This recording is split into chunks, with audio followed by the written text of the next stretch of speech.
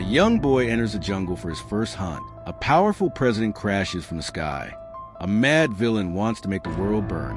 And only one boy can save the day. This is the story of Jungle Begins. Meet Tapio, a proud father. Today, he brings his son Oscary into the deep jungle.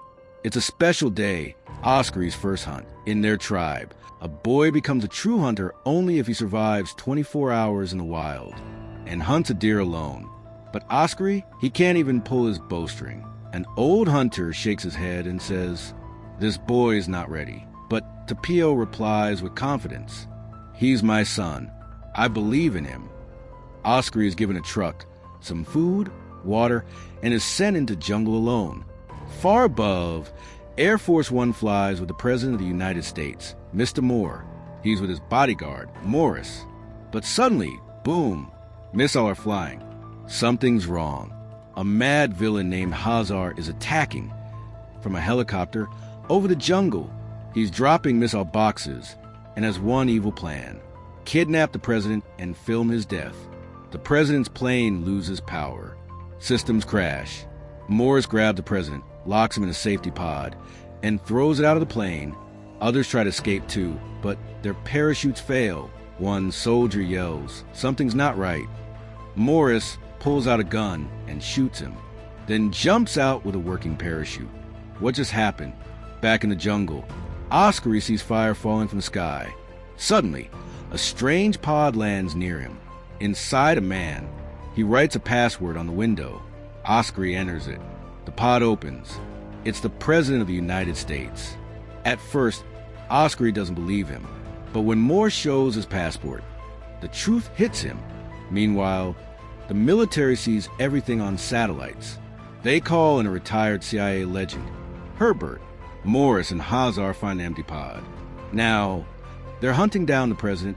The next morning, Oscary reaches his favorite hunting spot. He finds a freezer. Inside it, a deer's head and a note. "Happy birthday, Dad." Oscary smiles. But suddenly, Moore runs to him in panic. "They're coming. Run." Oscary refuses to leave him. Moore tries to fight with a machine gun, but it jams. Hazar's goons land in a chopper. It's chaos again. The military locates the president. Commandos are on the way. But Hazar kidnaps Moore, locks him inside the freezer, and lifts it into the air using a helicopter. Oscary watches and gets an idea. "If I save the president and take him to my dad, he'll finally be proud of me." Oscary jumps off a cliff, lands inside the freezer midair. He cuts the ropes, crash. The freezer falls into the jungle, near the wrecked Air Force One. Oscary and Moore climb into Air Force One, but Hazar finds them.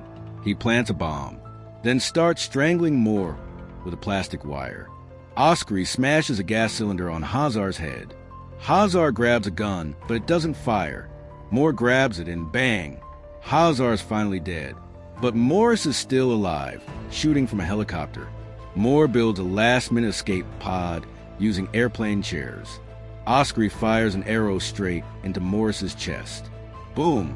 The helicopter explodes. Morris dies of a heart attack while falling.